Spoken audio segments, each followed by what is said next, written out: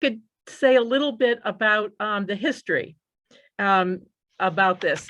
So we've always done something in the fall that kind of gathered people together, and that allowed for us to have maybe a little slower pace, that allowed for some of our seniors to come into the circle, and us to be able to have a more leisure time to enjoy one another's company.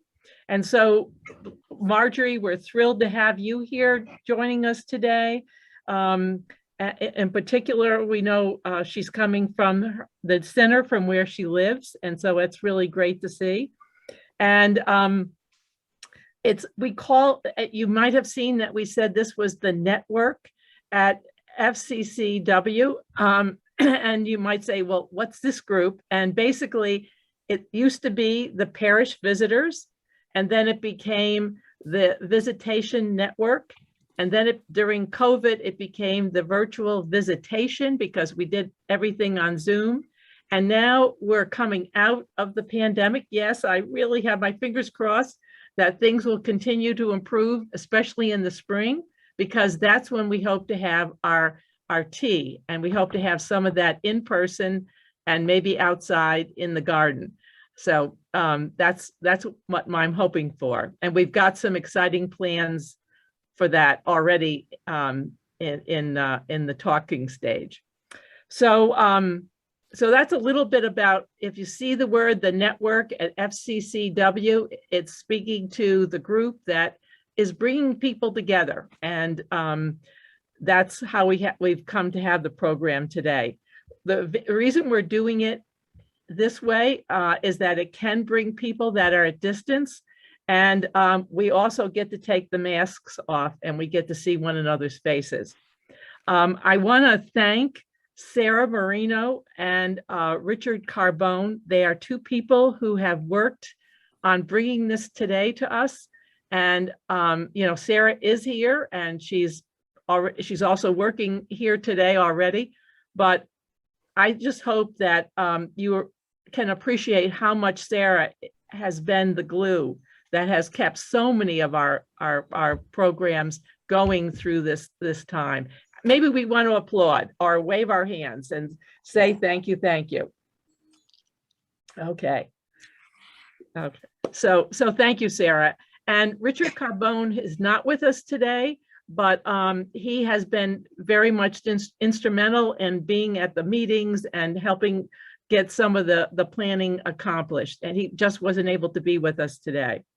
But you're also going to see all the people that have been involved, and I'll talk about that in a minute. I just want to talk about the technical part, which we've already started to see, that we ask that if you look down on the lower left-hand corner of your screen, you'll see the mute button. And we ask when people are presenting that you go on mute. We have two places in the program where we're going to have raise your hand, take yourself off mute, and share your story. So we will have opportunities for everyone to be able to speak. We're going to start the program with a gathering prayer. We then are going to look at some pictures from the archives. Last year, our fall program was about who's in our archives. And this year, we're looking at some of the activities that are in our archives. Then Becky is going to lead kind of our open discussion with some show and tells. And I think there's other people in our group that are going to be showing and telling. And even if you didn't come to our rummage sales, I think, or church fairs, we all have them in our history or in our past. So I think we can all relate to them in terms of our own growing up. Then Terry Murata is going to again share is going to share some reflections about the importance of treasure. And then Lee and Regina have some gifts that they're going to be sharing with people. Then Paul will do a closing prayer. And then again, we're going to have some open time after Paul shares and for a little discussion before we end. So it's a full program, but that's a little bit of an overview. And if we can, why don't we start with Fred doing the gathering prayer?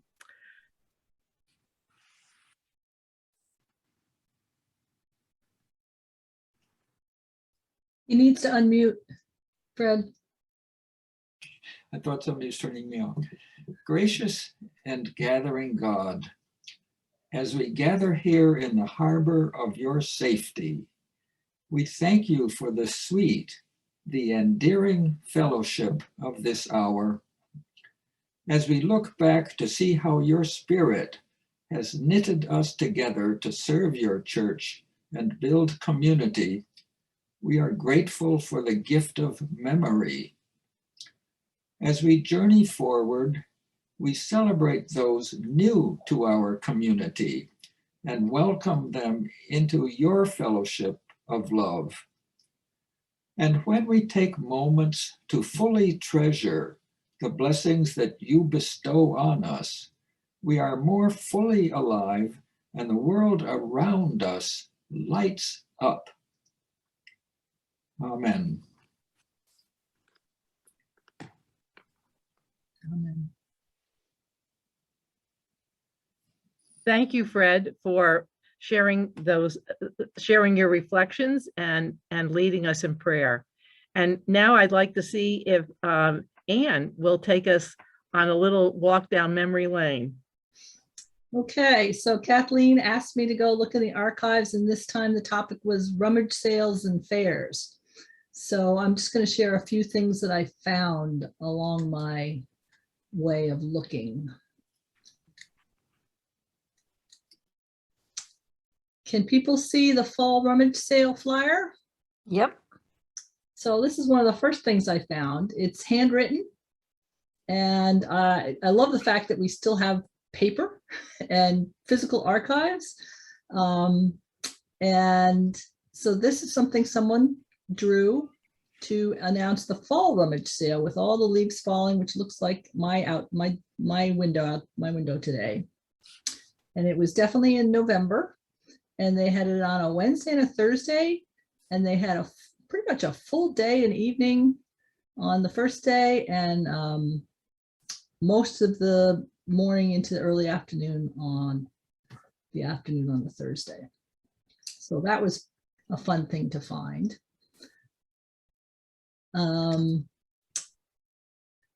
Oh, Kathleen had asked me, I forgot, Kathleen, to just mention the fact that the archives exist, that there's a full third floor office at the church, and the archives are always open for new donations. So I get happy when Sarah Marina calls me and says, somebody dropped off a box, and I come eagerly rushing in, and I love to go through it and then try to organize it so that we can then use them for memories for the whole church. So that's where I found this stuff, was in some Women's Association boxes that had been dropped off in the past.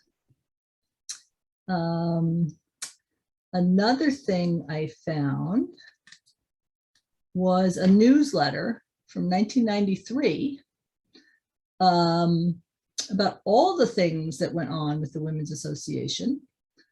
And so there was the rummage sale, but there was also the fair, which I had kind of mushed together in my head, and I'm sure we'll hear from all of you about your memories of the different ones. But there was rummage sales, there was a candlelight fair, and then there was fair workers needed, and then there was the bean supper, and then there was the come bake with us to prepare some of the materials, things that were going to be offered at the fair.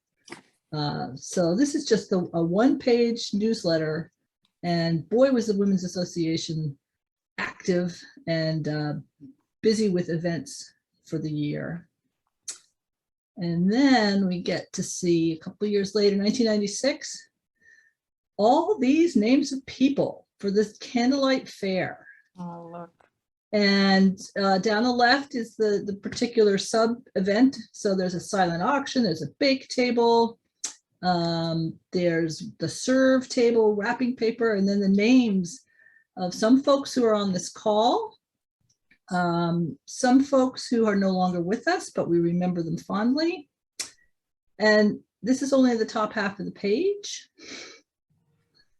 Althea Shirley, Ann Russell, Ruth Ayers, Lucy Scala, Peg Milliken, Bob Whitman's name keeps showing up, and we may hear a little bit more about the fact that he was helping with the Women's Association quite regularly. Marianne, I think maybe she's made it on the call. I thought I saw her come in. Becky's name, Sue Leathers, Heather, who Heather, I never know if it's Carbone or Carbone. Diane Lord, Bob Lord's wife, Jenna, Ruth Beckley, and I guess I'm skipping sort of the white elephants table, the jewelry table, the children's games table. There was dinner and lunch, and there was a cafe. And some of the names down here at the bottom: Judy O'Brien, Karen Evans, Catherine Dunn. I think I mentioned Peg, and Phyllis and Al Fernald. So quite a cast of characters in 1996. And then I think if I do this, nope, that's not it. Sorry. Now I've gone off. That's Blessing of the Animals. And now we're going into the wrong places on my computer. Give me a sec. There we go. So now we're back into the fair and the Candlelight Fair. These are photos that are in a photo album of the Women's Association that Kathleen found and scanned. So this is Chidley Hall with all the tables laid out and a portrait that's been moved. And that is, anybody want to unmute and say who that is?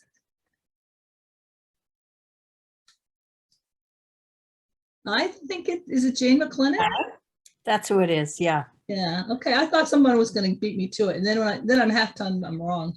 Yeah. And this is those serve tables that were part of the fair at one point for a few years. And then there's one other picture. Oh, look at. So let's see. I'll do the women over here first. Happy ladies making lobster rolls. Is that what it is? I think so. Yeah. Sue Leathers, Kathy Crabtree, Lori Roby, Deborah Darren, and Marianne. And then this is the nursery room, right? But it looks much nicer than the nursery. No cribs, or they're hidden. All laid out for the fair. And there's Chidley again, Chidley Hall. And I think that's still the nursery room, right? That was Althea Shirley up there in Chidley Fireside with the silent auction. That's her? Yeah. Wow, good okay. catch. Because that's a profile, so it's hard to see. Right. Yeah. I don't know who the gray top of the head is, though. That might be Edith Wilson, you think? Janice's mom? Maybe, maybe I not. think so. Oh, hi, Karen. And Hi. is that Lucy Scala or Muriel Penna? Muriel Penna. They were always together, so I wasn't always sure who was who. I think it's I- Barbara I- Clogston. Oh, Yeah, I was going to okay. say Barbara Clogston, and I think that's the little toy handcraft area. Oh, and she made the little elves. These guys? It's hard to tell the top row. Yeah, those are like wood blocks, alphabet blocks that she dressed up with green and red felt to make little. I Christmas think elves. Muriel Penna made those, but Oh, maybe they both did. It's unclear to me. Not sure. Looks like Mario Penna to me. Yeah. Okay.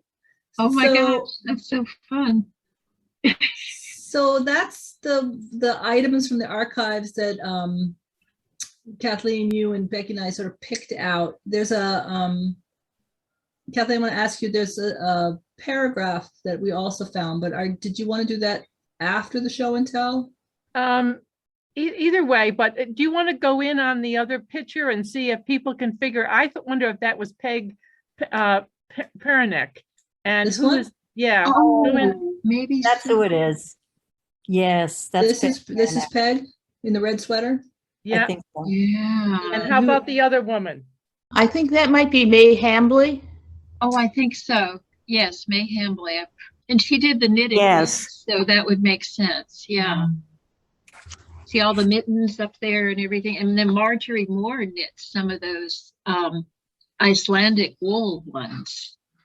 What, these, the, like the beige. mints and the hats? Yes. I was just gonna say, that looks like my mother's knitting. Yep, This? Yeah, that yeah, one. right there, the beige and brown. This one? Wow.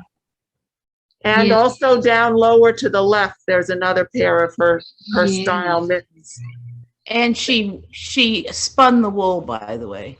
Oh, my Gosh. goodness. So I was kidding with Kathleen, but do you guys remember the Bernie Sanders mittens at the inauguration? Oh, yes. That he was caught with these big Yeah. mittens and they became a thing. Well, I think Marjorie was way ahead of her time then, because she's got the Bernie mittens decades ago. Yeah. So, Okay. So Kathleen, do you want me to do the paragraph now? well, yeah, go ahead. I think Okay. it would be a good segue into Becky's part. All right, so we found a report and it just explains so well why this was such a wonderful and enjoyable thing for the people working on it all. So it's from a Women's Association annual reports. Thank goodness people write annual reports because we can go back and read them. And this one was written by Ann Russell. Should I read it? Yeah. So the fall and spring rummage sales have been going on for many, many years. The work involved in maintaining and sorting all the incoming rummage is almost constant. And the proceeds are good, but not outstanding. And yet the sales benefit a large number of people who are able to buy quality clothing for very little money. There are benefits too to the Women's Association in a roundabout way, other than the fact that the money earned goes to charity. The sales provide us with the opportunity to work together, and we always have a lot of fun. When sorting rummage, sharing the discoveries with others as each bag is opened, and meeting and talking with women whom you might otherwise never know is a very pleasant experience. And we always leave with a great sense of accomplishment. We also want to acknowledge the help given us by the men of the church who carry out the heavy boxes and racks from the rummage room before each sale, who test and price all the appliances and larger items, and who help with the heavy job of hauling out all the unsold rummage, piling it into vans, and then hauling it out again and piling it into the Salvation Army van in Woburn. Respectfully submitted, Ann Russell. Oh.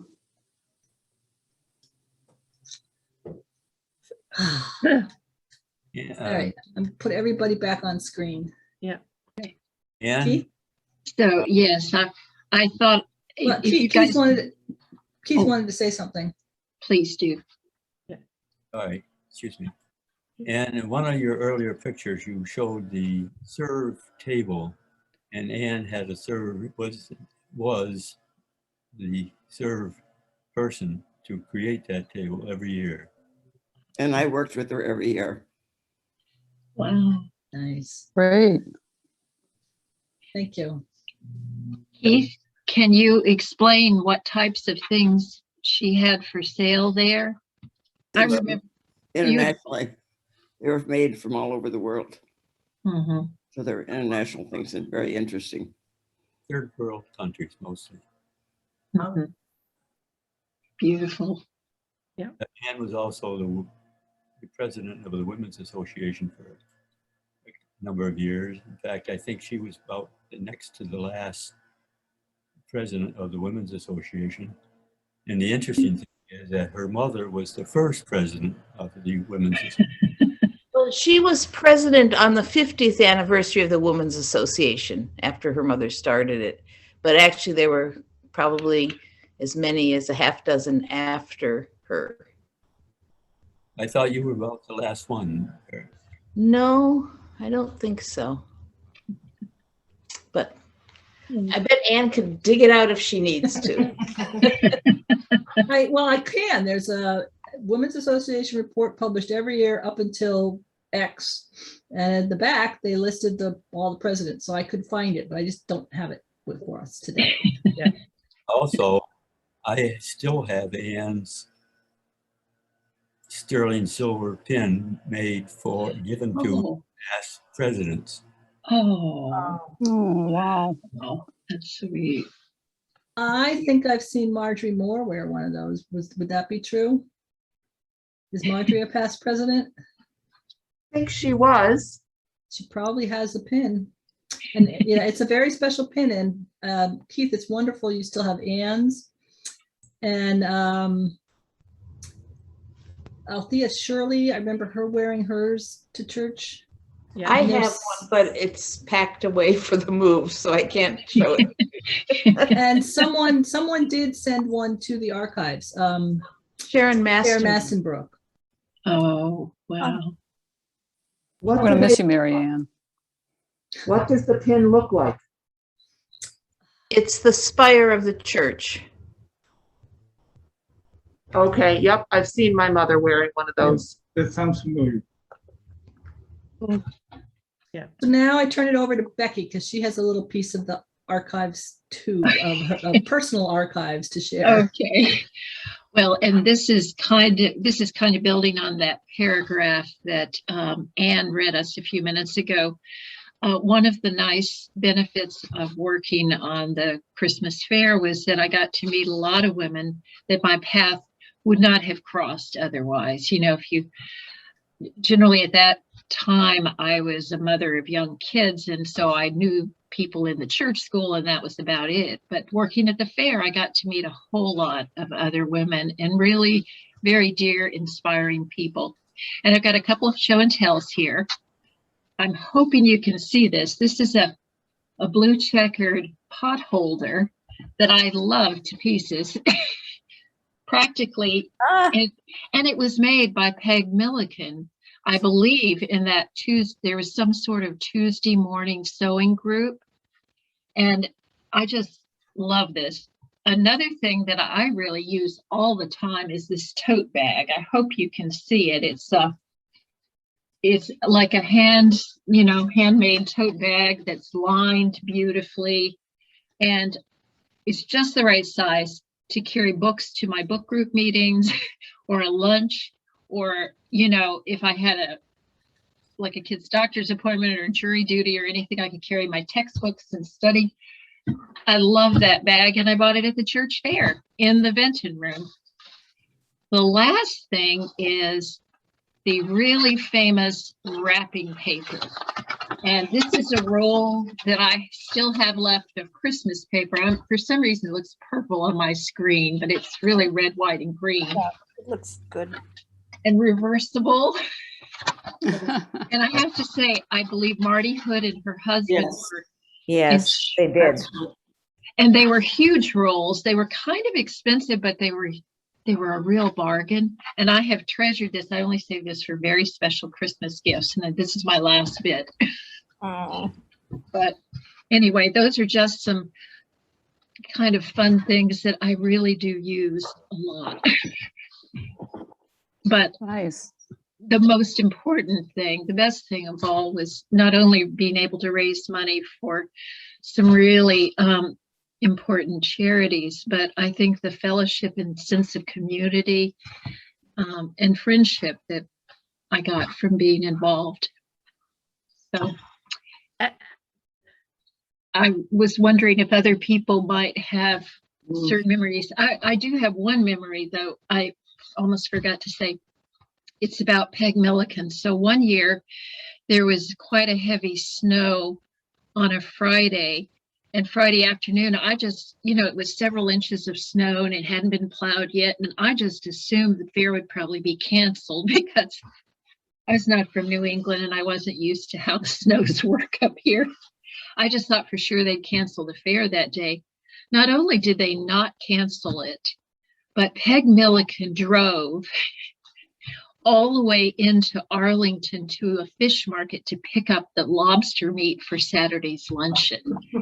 And I was just so taken aback by her courage and her. Yeah. She was such an inspiration. And anyway, that's just a little fun side story, but I wondered if other people might have memories and stories they would like to share. Just Just unmute yourself. Yes. I'm Chris Montgomery, and I remember Althea Shirley managing the rummage sale and the sort of special items back at the back of Chidley. And I have, can you see this little? I have 4 of these. They're Limoges china from France, and they're just tiny. I think you can see but anyway, I have 4 of those. Who would give that up Exactly. to sell at the rummage sale? And I have a few other really, really nice things that I got there. And one other great memory was at one point, there was a rummage sale fashion show. Does anybody remember it? Really? Yeah, and I can't think of her first name, but the last name was Scapini. Do you remember? Lynn. I Lynn. think her name was Lynn. Yes. Or something. And she She was was Meredith Allen's sister. very much into fashion. So the stuff that was left over from the rummage sale, she would fashion into and use for this fashion show that came after the rummage sale. One of my daughters, Sarah, was in it, and Lynn made her a wedding dress to model out of a shower curtain. Oh, my. That's perfect for the repair cafe, reduce, reuse, recycle, Yeah. just, don't buy anything Oh, it new, was use a shower just- curtain. That fashion show was remarkable. So those are 2 of my memories. Someone else. Regina? Marianne, you have to unmute. Marianne wanted to speak, but she's still muted. And then Okay. I had 2 memories that Ruth Ayres. One is about the rummage sale fashion show where she modeled a lovely suit with some sort of embroidery around the cuffs and then collar. And she looked good in it and she liked it, but she then found she could never bring herself to wear it because she was afraid she'd run into the person who had turned it into the rummage sale. But the other memory I have of Ruth Ayres and a rummage sale is that when the rummage sale was done, there was a tendency to just take everything and start shoving it into garbage bags to get it out of the room. And Ruth said, no, stop. These are now going to go out to, I think they went out to Framingham for people who need them, and they need to know that we care about them and they need to be treated well, and you need to fold up the stuff and put it neatly in the bags. And that has stayed with me for so long about, thinking about what you're doing and doing it purposefully and with love. And that was, Ruth Ayres. Mm. Nice. Someone else want to raise their hand and share? Just a quick comment. I was very happy. I am very happy to see Marge Moore on the program today. But I have a strong memory of every year looking forward at the church fair to getting some paper whites of narcissus bulbs from Marge. Year after year, I could count on her to be down there among some other floral things. But those paper whites I just strongly associate with delight in looking forward to getting those from Marge Moore. Yes, me too. Those were just absolutely wonderful. I love those, Marjorie. Thank you so much.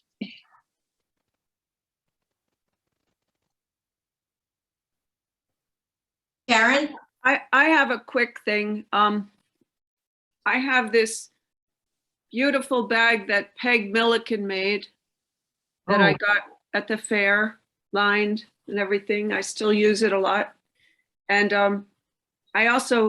my husband's mother gave me a very nice gold choker necklace many years ago. But then at the church fair, I found this.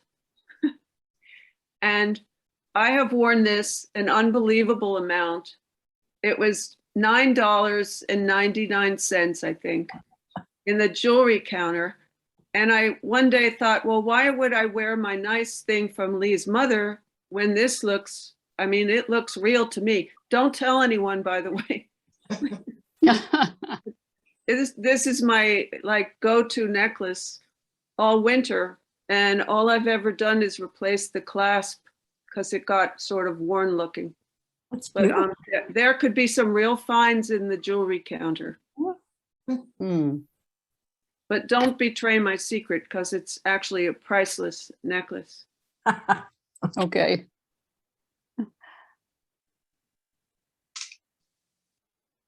Regina, did you want to say something? Yeah, I'll show what I have. So I think when the church fair was going on, I wasn't actually a member of the church at that time. I belonged to another church in town, but I always went to it because I loved it. I'm a kind of a crafty person, so I just really enjoyed it. And I had forgotten, I should have taken them out, but I think I bought some of those Christmas elves that were in what Anne showed a while back in the pictures, and I still use them every year. They're with my Christmas things. And then I'll show you this. I hope you can all see it. Can you see this? This is a Pinecone Wreath. I bought 2 of those. This is my smaller one, which I hang up over my fireplace at Christmas time. And then I have a larger one, which I hang on the wall in my kitchen. And all I do to them every year is I bought some big red velvet bows. So I bring out my bows from my stash in the basement and put them on. And I really like it because I'm all about, you know, reusing and recycling. And I have to say, I think I bought those wreaths probably around the time my oldest daughter was born. So they're probably about 25 years old, and I still use them every year, and I keep them up actually all winter. Then I change them out with some summer decorations and have another set for the fall. And I think I also bought some Limoges, like I have a covered Limoges vegetable dish I bought there one year. And I think I do remember buying mittens for Christmas gifts for people.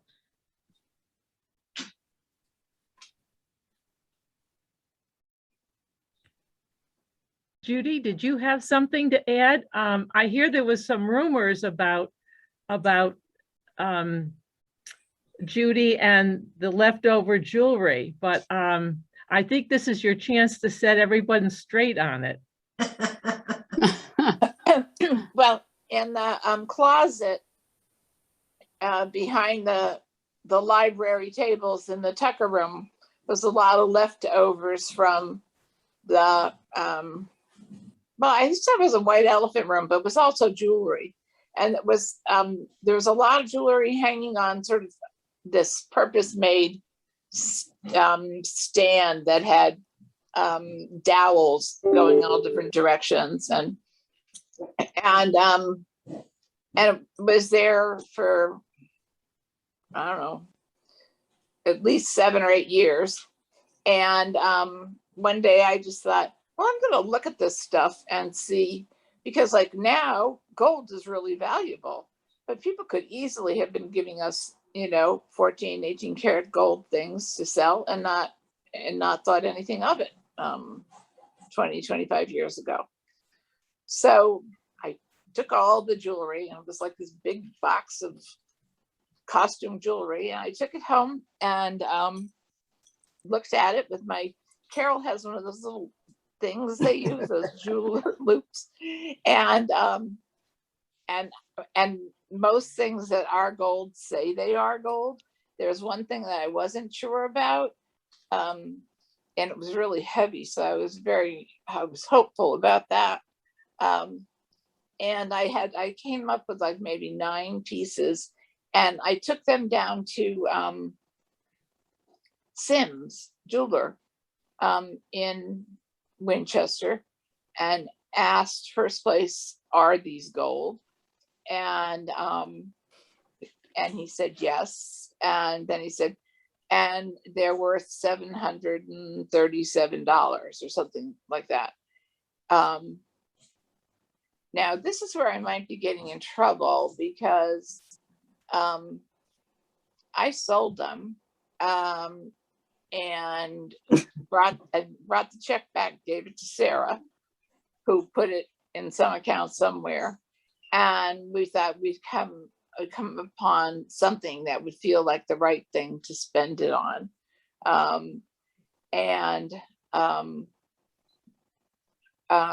When we had the dishwasher just died in between the Henry and the Tucker room, and we needed a new dishwasher and I think a new refrigerator, because the refrigerator was one that Brad had gotten out of a friend's house.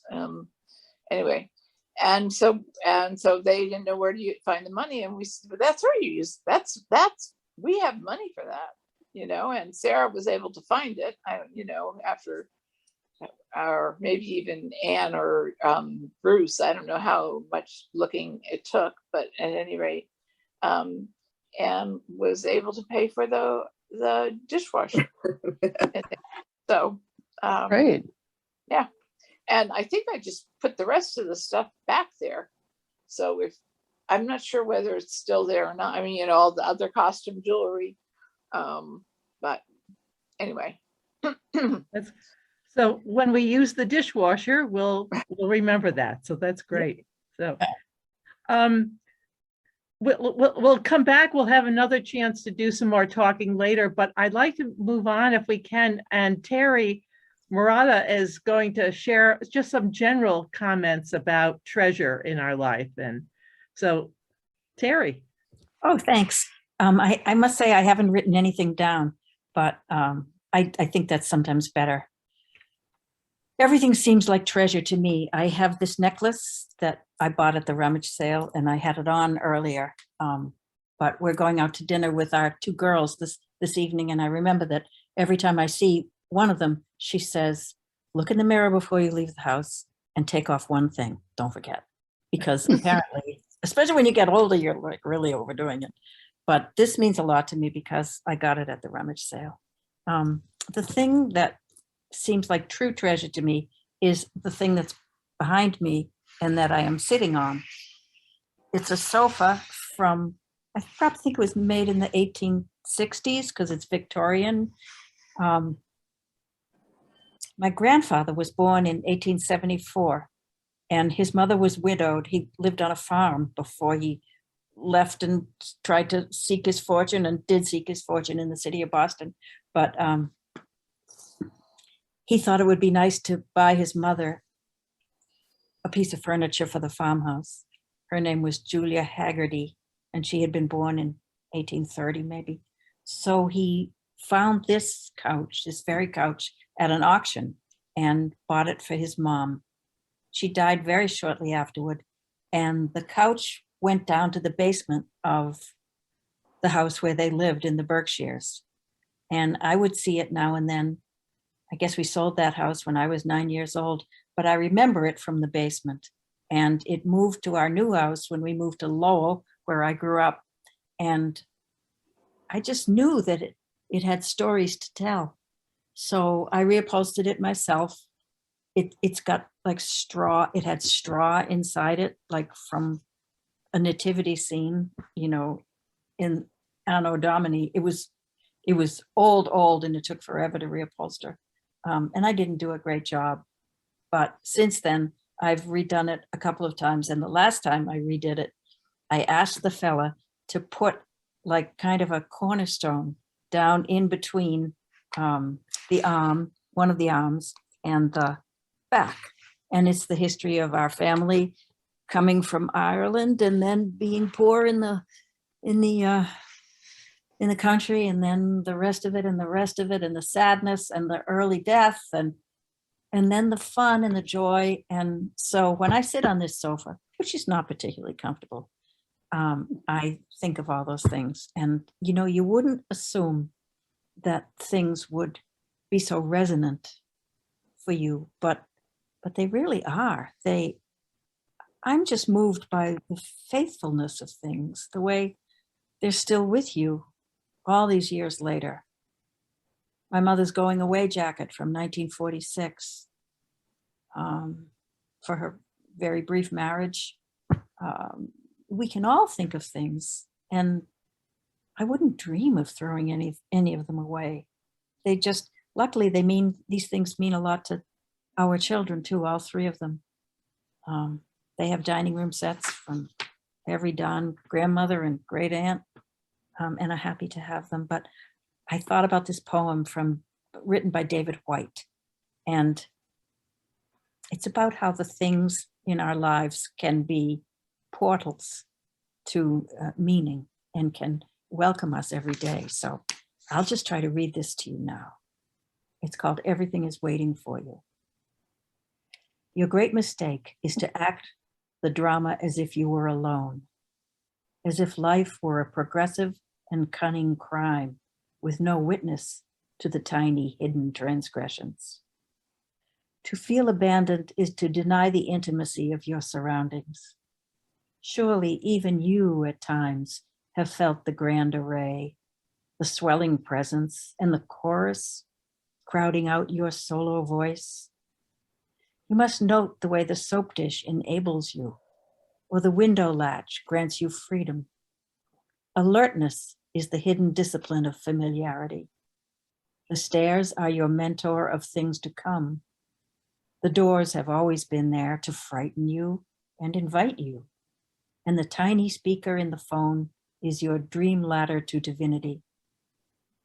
Put down the weight of your aloneness and ease into the conversation. The kettle is singing even as it pours you a drink. The cooking pots, sorry, a little caesura for that. I'm sorry, I should have turned that off. Okay, I'll start that final stanza once again. Put down the weight of your aloneness and ease into the conversation. The kettle is singing even as it pours you a drink. The cooking pots have left their arrogant aloofness and seen the good in you at last. All the birds and creatures of the world are unutterably themselves.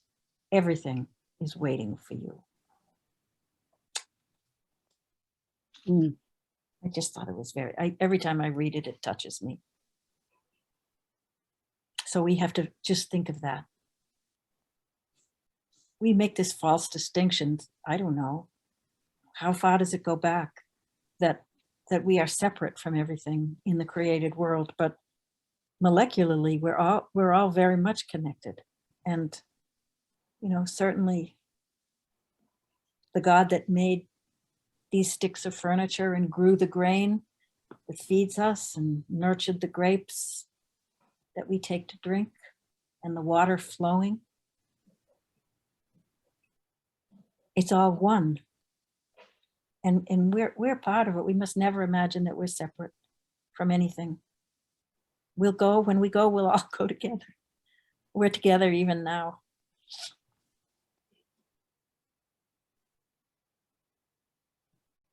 That's it. Let's take a moment to just take a deep breath and breathe that in. And just another one, just to take in the beauty of the words and the wisdom and the clock, like the teapot that sang to us. Thank you, Terry, very much. And we want to transition now to Lee and to Regina, because we have a little fun that we kind of planned in. And again, Lee, go ahead. Okay, thanks, Kathleen. Well, it was wonderful seeing all those pictures, and I especially love the one of Marianne and some women making those delicious lobster rolls. I, for one, really miss having the opportunity to come to the fair and enjoy one. So Kathleen and I were talking. So what I did is I recorded all your names on pieces of paper, and I put it in my little ceramic holiday turkey. And I will now be drawing a name, and one of you will be the wonderful winner of a fresh, delicious homemade lobster roll I will be getting it from Fresh Pond Seafood in Arlington and delivering it to you at a time that suits you. So drum roll, please.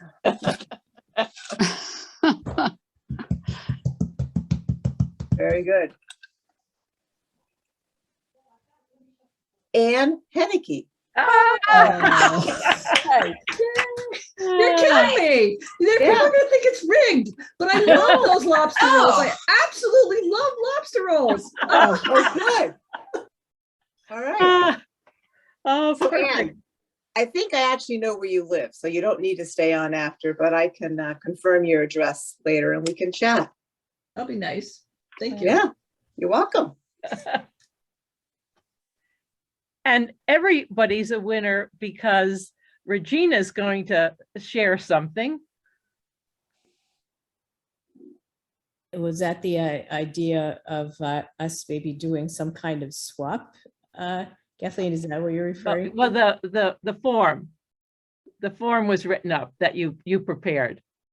I think The resources? Anne, Oh, the Anne can bring it up for the right. Yes. Yeah.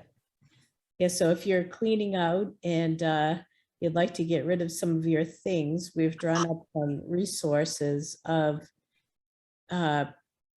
places that distribute them to people in need. Most of them are being rehoused after homelessness, but also I think maybe just struggling, and I'm not sure if there's any involvement here with resettlement and refugees, but maybe perhaps from some of them. So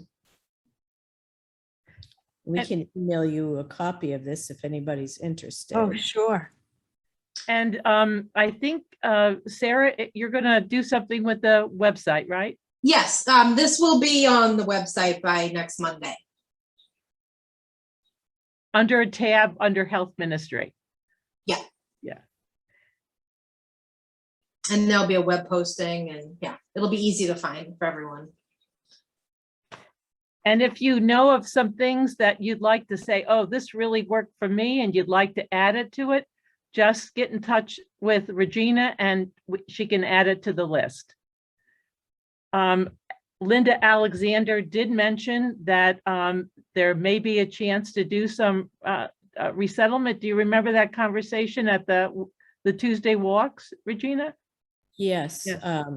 Right. I think she's still waiting to hear more information about that. But if somebody would like their things going to resettlement efforts, I actually have a friend who belongs to a synagogue in Newton, and they're resettling Afghan refugees. I think they have 10 of them right now.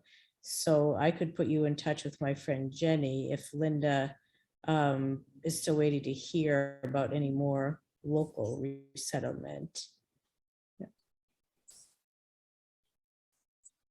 And again, Anne, the underscoring that if you, a little bit about the pictures, we are kind of light on pictures. And Anne, you had some insights into that about how we've changed with our ability to about where our pictures might be in the past. Or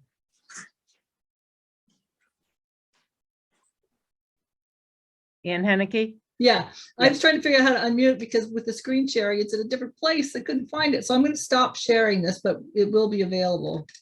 When I did go to look for pictures of the Women's Association events, you know, there weren't a lot of printed pictures in the old spires. I was looking in spires, like, well, you know, in the 90s, we weren't using photographs in the spire. We were using maybe design graphics. And then I went to look on computers, and like we were still using actual film, you know, before we switched to digital cameras, before we switched to iPhones. So the physical printed photos are getting rarer and rarer to find. And if you're willing to give them to the church, if they're about church things and you want to get rid of some of them or keep some yourself and give them to the church, we'd be happy to have some of the physical photos from decades past. Okay. So, okay. So thanks, Lee and Regina, for your contributions. And now I think we'll turn it over to Paul. And then we'll have some time for some open discussion again. But Paul? Thank you. Can you hear me? Mm-hmm. For the last 5 or 6 years, Will has been helping us learn about and practice centering prayer. And during the same period, he's also introduced some of us anyway to Father Richard Rohr, R-O-H-R. Mm-hmm. Franciscan priest, originally from Kansas, who founded and directs the Center for Action and Contemplation. And Father Rohr teaches what he calls contemplative prayer. For our closing prayer today, I would like to invite all of us to practice a form of centering prayer or contemplative prayer, because I think what we've been doing for the last hour is helping recenter ourselves and contemplate where we've been and where we might be going. And therefore, for our closing prayer, I ask each of you to, first of all, calm down. Take several deep and slow breaths.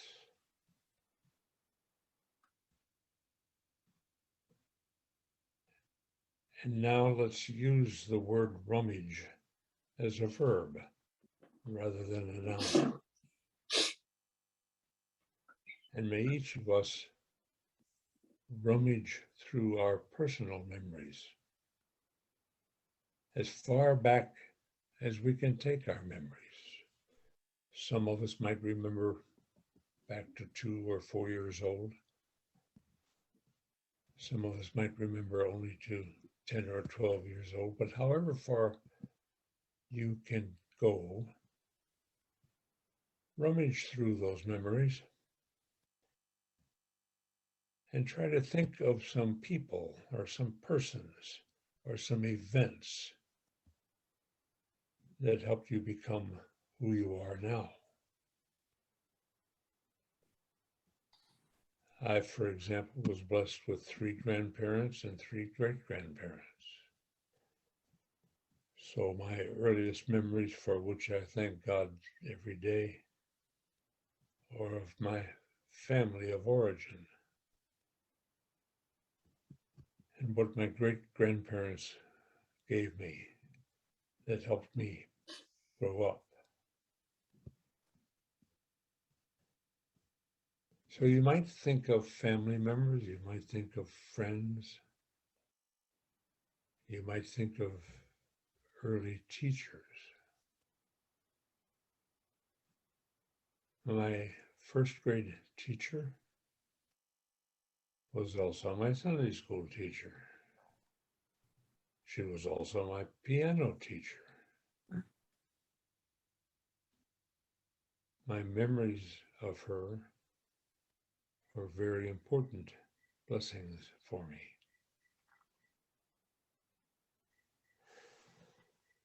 So I invite each of you to take a moment and remember families, friends, teachers, people who from the very early days of your lives helped you grow into who you are today.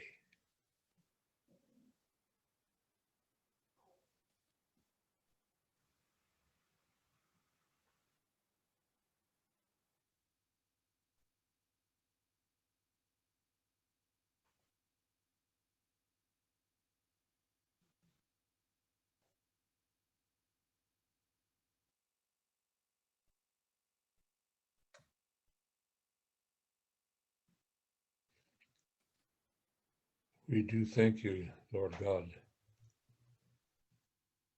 for all those family and friends and neighbors who have blessed us by their presence in our lives. And we pray that in some way we may in turn be blessings to our neighbors and our families and our friends.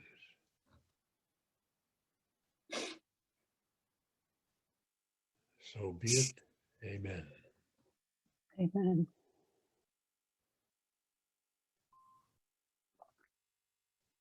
Thank you, Paul, for just a beautiful way of bringing us back around to the fuller treasures and the fuller meaning of rummage, a verb, not just a noun.